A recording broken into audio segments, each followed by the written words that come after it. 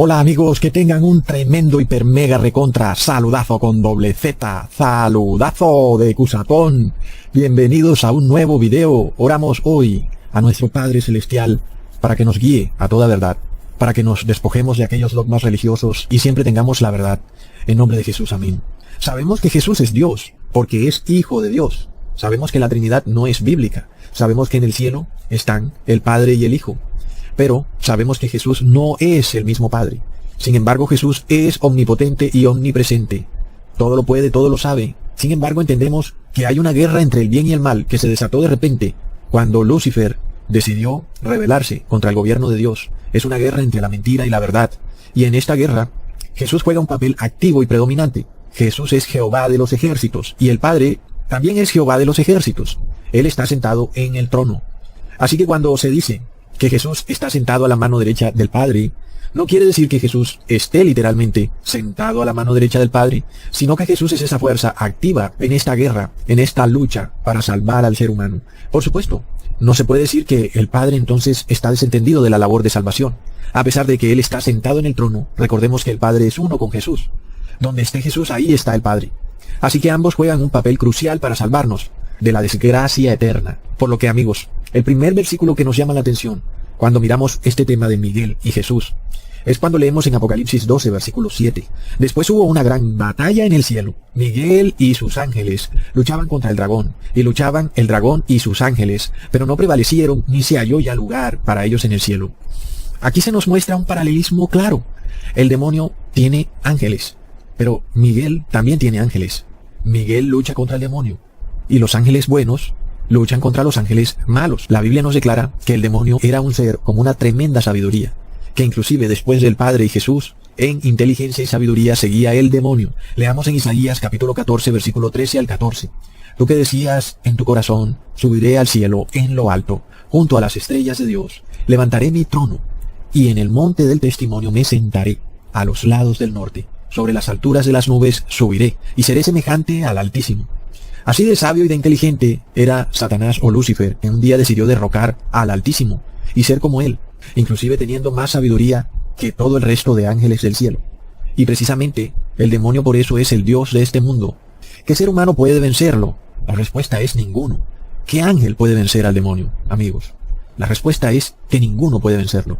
Lucifer o Satanás es el Dios de la muerte. La muerte es su imperio. Y en esta guerra Dios debe respetar ese derecho que Satanás ganó cuando convenció a Eva y a Adán de desobedecer a Dios. Y esa pequeña victoria fue suficiente para esclavizar a toda la raza humana. Adán y Eva desobedecieron y así todo ser humano que naciera también estaba subyugado a la muerte y por tanto al demonio. Por otro lado, entonces, para poder liberar a la raza humana del imperio de la muerte, se requería del sacrificio o muerte de un ser 100% puro y santo, sin tacha alguna, como víctima o como propiciación por los pecados del mundo. Es decir, que un hombre pecador no puede expiar los pecados de otro hombre pecador, como pretende enseñarnos la Iglesia Católica. Se necesita, según la ley, que sea un hombre santo, el que, por su muerte, expíe los pecados de un hombre pecador. ¿Por qué? Porque así lo dice la ley. Leamos en Levítico capítulo 22, versículo 19. Para que sea aceptado, ofreceréis macho sin defecto de entre el ganado vacuno, de entre los corderos o de entre las cabras. Entonces, la ley declara que solamente un macho sin defecto puede redimir al hombre pecador. Así que estamos en una guerra entre el bien y el mal, y la ley de Dios es el bien. Y Dios no puede desbaratar su propia ley, no la puede desconocer, porque precisamente esa es la victoria del demonio, cuando desconocemos la ley de Dios. Entonces vemos que debido a que todos los seres humanos somos pecadores, ninguno puede presentarse como sacrificio válido para liberar a la raza humana del pecado y del dominio de Lucifer. Pero luego, tampoco los ángeles del cielo pueden, amigos. Ningún ángel puede presentarse como sacrificio para redimir a la raza humana. Ninguno puede. Leamos en Job capítulo 4 versículo 18. He aquí, en sus siervos no confía, y notó necedad en sus ángeles. Se refiere, amigos, a que ningún ángel hubiera podido ser capaz de venir acá a la tierra, vestirse de carne humana pecadora, y aún no pecar, es decir, derrotar al demonio, tal y como lo hizo Jesús. Y ese es el meollo del asunto, esa es la lucha espiritual. El demonio te dice o te susurra que el Padre entenderá, que puedes pecar, dale tranquilo, que es un pecado pequeñito. Y, amigos, fue lo que le pasó a Adán y Eva. Sin embargo, cuando miramos la vida de Jesús, vemos que Jesús no cometió ningún pecado, ni siquiera pequeñito. Y cuando el demonio le dijo, si eres el Hijo de Dios, di a estas piedras que se conviertan en pan, vemos que Jesús no sucumbió ante esa tentación. Tenía mucha hambre, ¿qué de malo tenía simplemente comer? Es decir, ¿es pecado comer? Pero el problema era ese, que el demonio estaba tentando a Jesús, y si Jesús convertía esa piedra en pan, hubiera quedado demostrado que nadie podía guardar la ley de Dios, salvo que se usaran poderes especiales. Es decir, que el demonio hubiera probado que solo Jesús y el Padre, por su poder, podían guardar la ley de Dios, pero que de resto, ningún ser que ha sido creado puede guardar la ley de Dios. Sin embargo, gracias a Dios, Jesús probó que sí pudo guardar la ley de Dios sin usar su poder, sino que actuó como un ser humano normal y lo logró. Venció al demonio. Y Jesús de esto da prueba en Juan capítulo 16 versículo 33. Estas cosas os he hablado para que en mí tengáis paz. En el mundo tendréis aflicción, pero confiad, yo he vencido al mundo. Entonces, por toda la Biblia leemos que solo uno venció. No hay otro. Su nombre es Jesús. Pero ahora en Apocalipsis se nos dice que Miguel también lo venció. ¿Qué pasa? Ahí tenemos un inconveniente. Hay dos seres que vencieron al demonio. Dos seres que nos están liberando de la muerte. Pero la Biblia no nos dice eso. La Biblia nos dice que hay un solo ser que venció al demonio. Hay un solo ser que nos ha liberado de la muerte. Por lo cual vemos que el único camino posible para entender ese versículo es que Miguel es Jesús. No hay otra manera. Por esto leemos de nuevo en Daniel capítulo 10 versículo 13. Mas el príncipe del reino de Persia se me opuso durante 21 días. Pero he aquí Miguel, uno de los principales príncipes, vino para ayudarme y quedé allí con los reyes de Persia. Amigos, quien está lidiando con el rey de Persia inicialmente es el ángel Gabriel, pero no puede vencerlo. Y por tanto, tuvo que pedir ayuda de quien sí puede vencer. ¿Quién será, amigos? Ahí se nos dice que es Miguel. Ahora, ¿qué pasa? Porque vemos que leemos una frase interesante, que Miguel es uno de los principales príncipes. ¿Nos dirá eso que es cierto que hay varios príncipes en el cielo?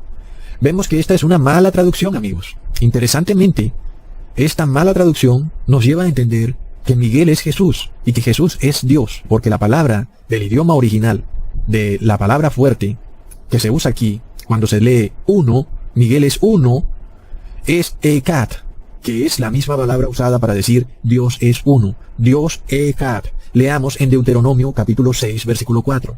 Oye Israel, Jehová nuestro Dios, Jehová uno es, o Jehová Ekat.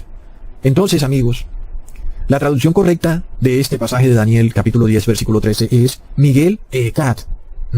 ¿Qué quiere decir? Miguel uno es. Y luego, el principal príncipe.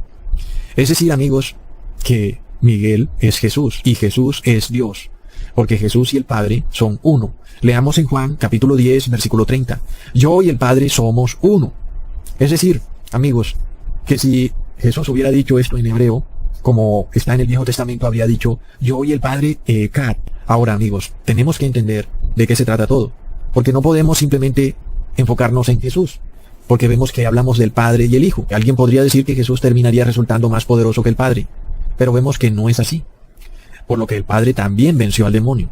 ¿Por qué? Porque el Padre y el Hijo son uno, son Ekat. Leamos en Daniel capítulo 10 versículo 20. Él me dijo, ¿sabes por qué he venido a ti? Pues ahora tengo que volver para pelear contra el príncipe de Persia, y al terminar con él, el príncipe de Grecia vendrá, pero yo te declararé lo que está escrito en el libro de la verdad, y ninguno me ayuda contra ellos, sino Miguel, vuestro príncipe. Así que ya vemos que la traducción era incorrecta. No hay varios príncipes, hay un solo príncipe. Se llama Miguel, o Jesús. Jesús se nos presenta como el comandante. Cuando vemos este nombre Miguel, con el que Jesús se muestra, nos muestra su papel activo en esta batalla entre el bien y el mal. Luego leemos en Daniel capítulo 12 versículo 1. En aquel tiempo se levantará Miguel, el gran príncipe, que está de parte de los hijos de tu pueblo, y será tiempo de angustia, cual nunca fue desde que hubo gente hasta entonces. Pero en aquel tiempo será libertado tu pueblo, todos los que se hallen escritos en el libro. Aquí vemos una frase muy interesante. Se levantará Miguel. Claramente es una expresión simbólica. Levantarse significa que ese trabajo que hacía Miguel ha llegado a su fin. Y se nos dice que Miguel es el gran príncipe. Y hasta donde sabemos, hay un solo príncipe. Dios tiene a un solo hijo. Jesús es el hijo unigénito de Dios. Por tanto, Jesús es el príncipe. Leamos en Isaías capítulo 9 versículo 6. Porque un niño nos es nacido, hijo nos es dado, y el principado sobre su hombro, y se llamará su nombre admirable, consejero, Dios fuerte, Padre eterno, príncipe de paz. Ahí lo tenemos. Leamos otro, en Hechos capítulo 5 versículo 31. A este, es decir a Jesús, Dios ha exaltado con su diestra por príncipe y salvador, para dar a Israel arrepentimiento y perdón de pecados. Por otro lado, en la tierra, para ser príncipe, basta llevar el apellido de alguno de estos reyes monarcas, los cuales se trasladan su poder de generación en generación. Sin embargo, con Jesús no ocurrió así. Jesús no es el príncipe por herencia, así nada más, sino que su sacrificio le dio el derecho a ser príncipe. Por tal motivo, no hay nadie que pueda en el cielo declararse príncipe, porque Jesús es el único príncipe, y en la Biblia se dice que Miguel es el gran príncipe. Si decimos que Miguel es el gran príncipe, entonces hay varios príncipes en el cielo. ¿Qué pasaría ahí? No hay varios príncipes, amigos, hay un único y gran príncipe. Y eso se lo ha ganado Jesús con su propia sangre derramada. Cuando Miguel se levanta, quiere decir que en la tierra termina la intercesión por el ser humano. Y ahora Miguel viene a rescatar a su iglesia. Y en este pasaje de Daniel capítulo 12 versículo 1, se nos habla de que cuando se levanta Miguel, se desata en la tierra un tiempo de angustia, el cual nunca fue, desde que hubo gente en la tierra, hasta entonces. Y resulta que esas son las mismas palabras que dijo Jesús. Leamos en Mateo capítulo 24 versículo 21. Porque habrá entonces gran tribulación, cual no la ha habido desde el principio del mundo hasta ahora, ni la habrá.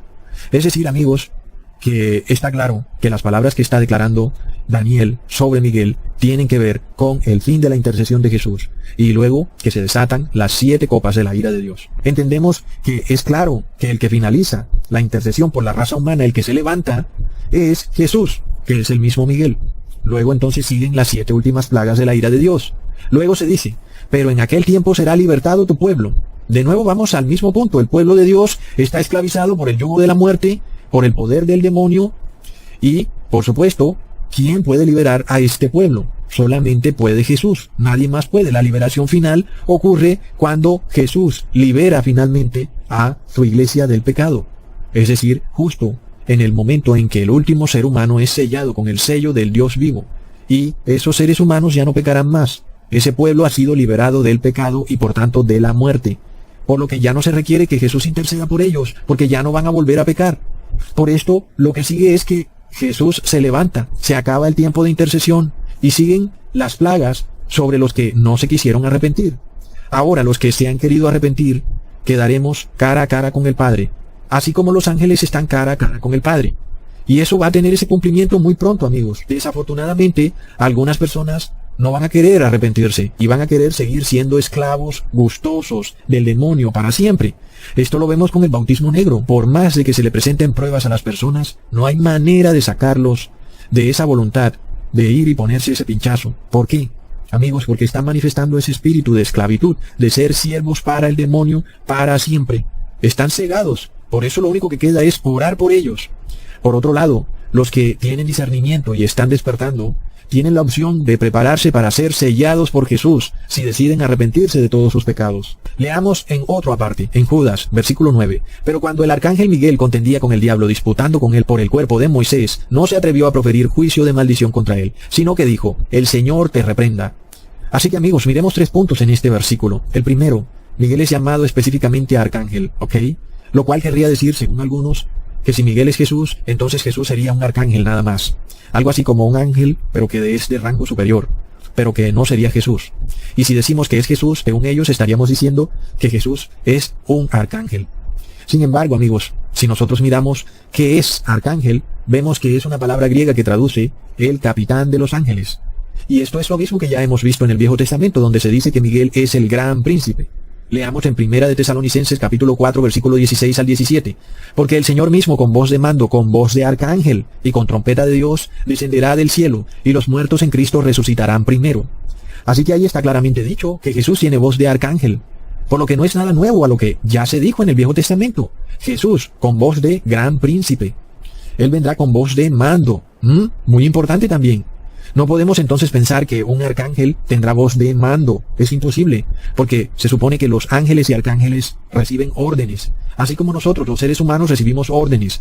Pero Dios manda. Si nosotros aceptamos que hay otro ser angelical, que no es Dios ni Jesús, que manda, estaríamos de nuevo en el terreno de la idolatría. Pero además, amigos, resulta que si hay un arcángel que manda, pero es el arcángel del mal, es el príncipe de este mundo.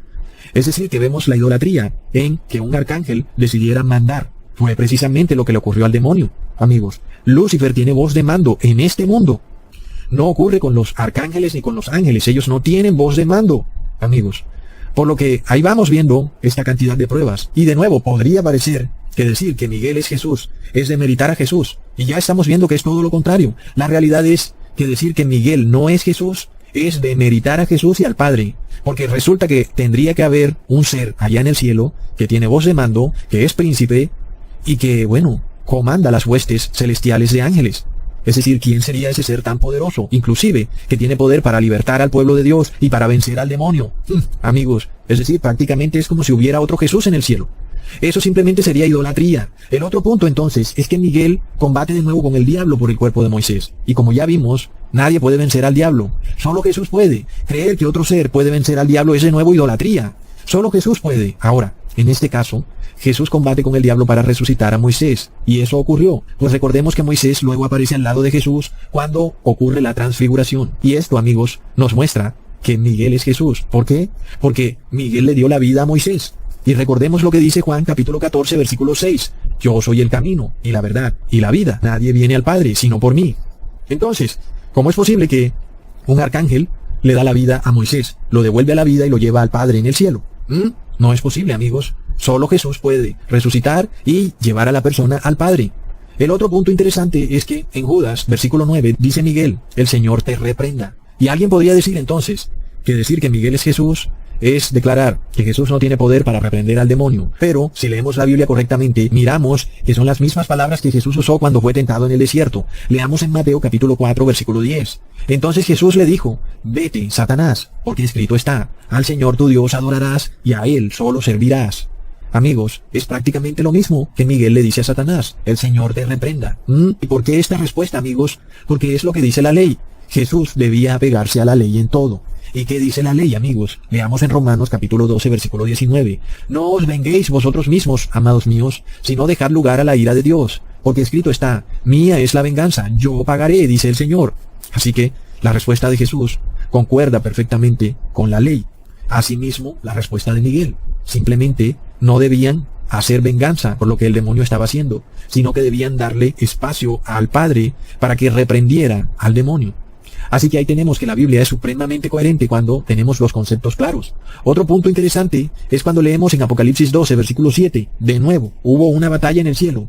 Miguel y sus ángeles luchaban contra el dragón y luchaban el dragón y sus ángeles. Y aquí la expresión Miguel y sus ángeles nos dice claramente que Miguel no puede ser un arcángel superior, porque entonces no serían sus ángeles. En este caso, Miguel y los ángeles serían parte solo de un mismo ejército. La expresión Miguel y sus ángeles no tendría sentido si Miguel es un arcángel, porque se establece, amigos, una división o separación entre Miguel y los ángeles. ¿Y por qué hacer ese tipo de división? ¿Qué sentido tendría si al fin son el mismo ejército?